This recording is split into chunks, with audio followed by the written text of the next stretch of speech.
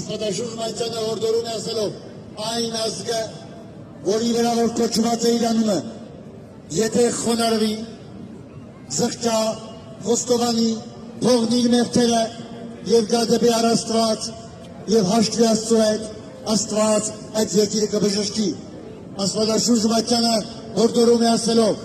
ամեն անգամ, երբ Աստված խոսում է մեկ ազգի դեմ, մեկ թխավորության դեմ, քանդելու, հուրացելու, գործանելու, ավերելու, պատերազմներ սով ուղարկելու, բայց եթե այդ ազգը խոնարհվում է, զղջում է,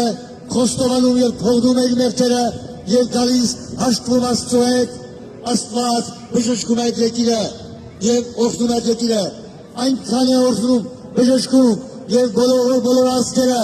խոնարհվում եւ գալիս հաշվի են նստում այդ ազգի հետ, այո,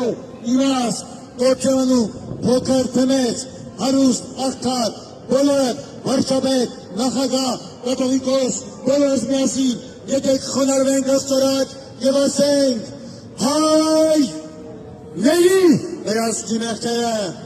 ների մեր պղծությունները, մեր հպարտությունը, մեր սուտը, մեր պոռնկությունը, մեր ամեն մեղքերը, ընդունիր մեզ քո զավակ եւ ողորմիր մեր ազգին։